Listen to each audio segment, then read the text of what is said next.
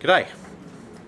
Thought I'd do a quick comparison between a couple of models of 12 volt showers that you'd use for camping. I've recently purchased a low cost one and I'm less than enthused about that as it completely failed the second time I took it out. So I've since then gone out and bought a more expensive version, and I thought I'd just do this quick YouTube video to show the differences between them. So we'll have a look at those. So here's our two variants. We've got a low cost, these sell for around anything from $18 to $25, 12 volt immersion pump, 12 volt operation, pretty basic. I've since purchased this one. This is in this case a companion. They're also available as a Primus, and again immersion pump, 12 volt cable, showerhead, so quite similar. So let's have a look at the differences. So this low cost unit here, we have a shower head. We've got 2 meters of hose on the shower head. The pump's an immersion pump, 12 volt operation, and it has a filter that in this case has proved to be pretty useless as far as I can figure out, as this is seized, this pump, second time out. The pump's connected with a 12 volt cable up to this switch. So your switch is, this is about 1.5–2 meters of cable. Then you would have that up at chest height or somewhere, hanging up in your ensuite or the side of your van, wherever you might be. And then from the top of that, you've then got 3 meters of cable. From memory, 1, 2, 3. Yep, 3 meters of cable, which takes that back to your 12 volt cigarette lighter or your 12 volt source, whatever you might be using. So that's that one. Comes with a hook and a plastic bag that it all screws in. As I say, this one has seized.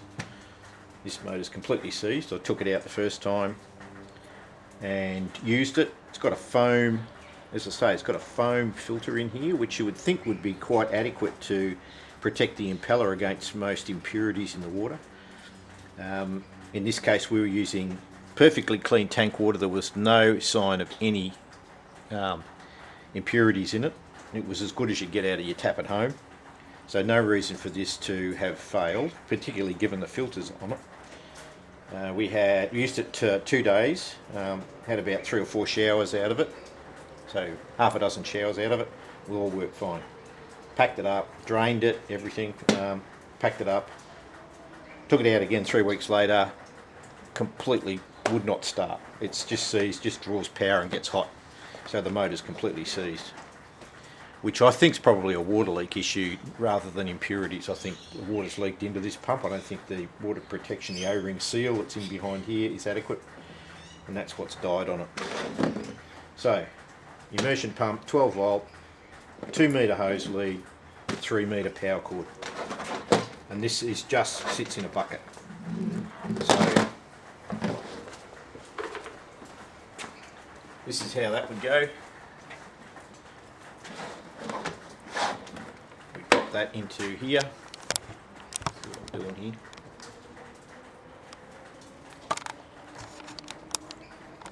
Pop that into the water,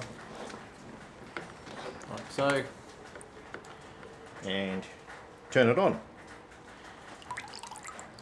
This pump, these showers will empty a full bucket of water in about 3 minutes if it's just left to run.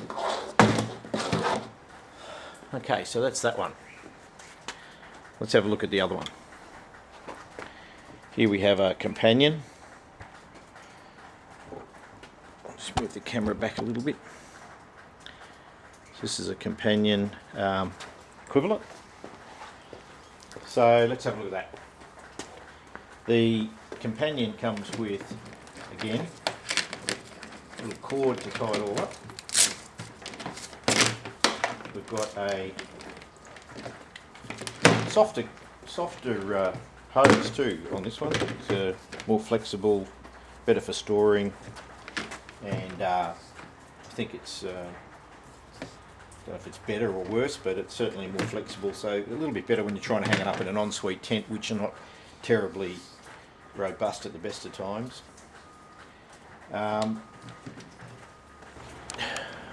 These are also designed to work with one of these types of bottles,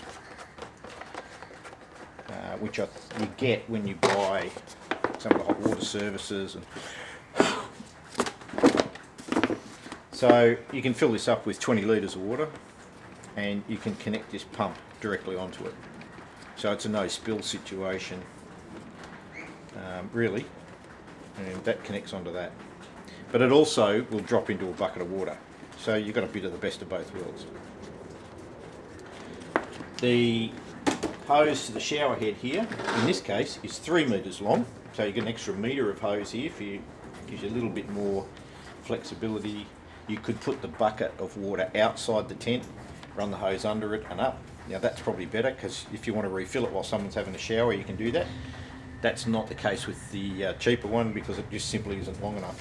You've got to have the bucket and the immersion pump both inside the tent. There's no room to really have it externally. The pump here is, you probably can't see that, but this pump has a filter in it, a fine mesh filter, a stainless steel mesh filter. Now, is that better than the foam one that's in the cheaper one? Don't know, but certainly works. I've got the same type of pump on my Coleman hot water, which hasn't missed a beat, and I've used that to heat the water for this cheaper pump each time. This one's failed. The Coleman hot water service is working fine. So I think this pump is a better quality pump. I'm hopeful of it anyway.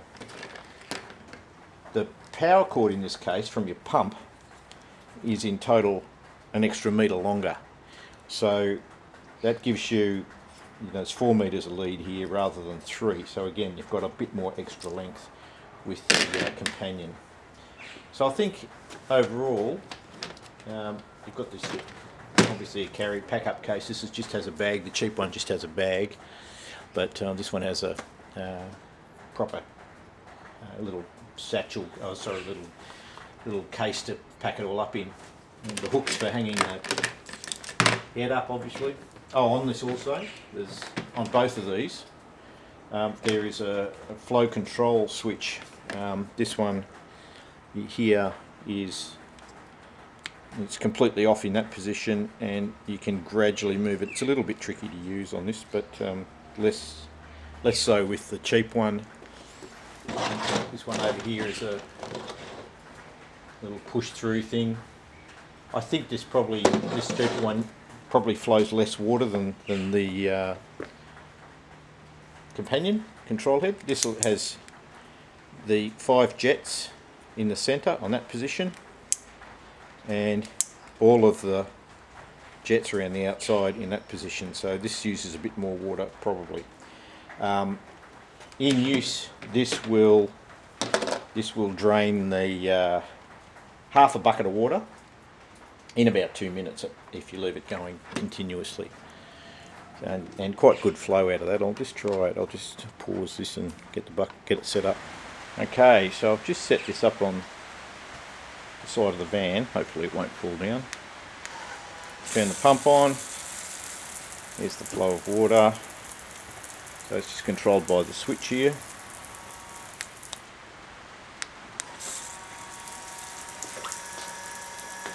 And of course the other control you have is this flow rate. You can see the bucket of water here is slowly emptying. So I only started with half a bucket, just for the sake of the exercise. I can control this flow rate with the switch, but it's a bit tricky, but you can slow it down, as you can see. And if I want to change that way that water comes out, that uses probably less water. As you can see, that's using the 5 central jets. You can't see it very well against this little clip thing you hang it on something or other, whatever you've got to hang it on.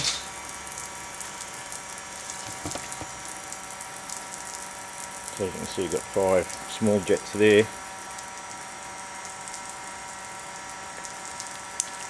Or you can have that and control that flow of water. So that's flat out. That's off, which you probably shouldn't do because it probably isn't good for the pump. But you can control that. Oh, there's a different, oh, there's an inner ring. Okay, so yes, you have got a lower flow rate with that one. So that's quite good. There's high flow, that's a 5 jet, lower flow, and that's the second ring. Outer ring, inner ring. So yeah, that's probably quite good. So that's the different modes, and that's just about used the bucket up now. But about 2 minutes I think I measured it at.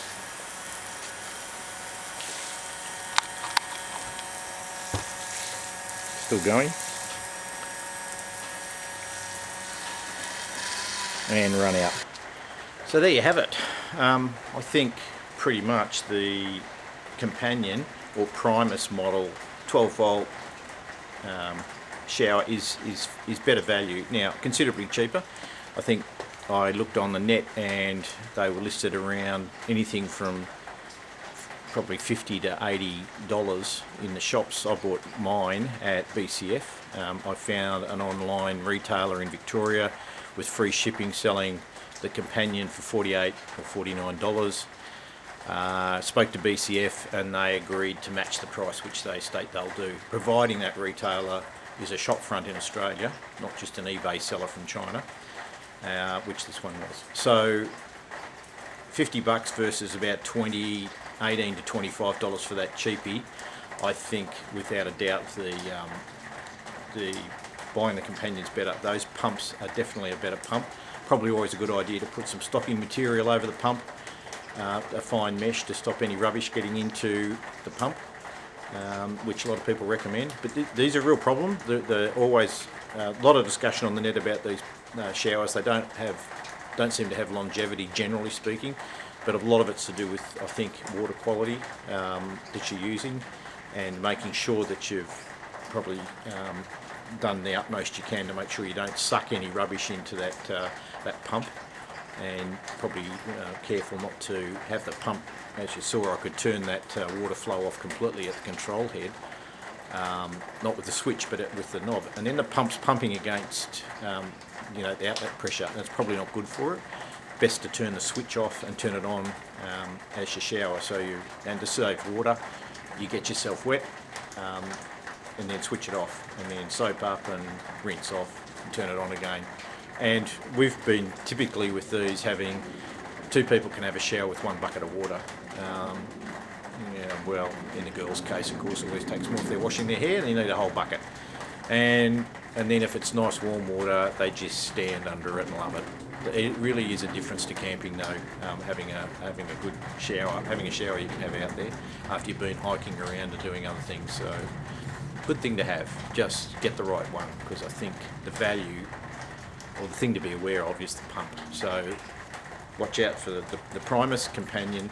And I'm not sure if Coleman make one, but Coleman certainly use that same pump on the portable hot water system. So I haven't seen a Coleman listed on the Australian sites, but possibly they are available. But anyway, companion and Primus are the same shower, without a doubt, just different brands on them, but they've got that better quality pump, so I'd be going for that. Anyway, thanks for watching. See you later.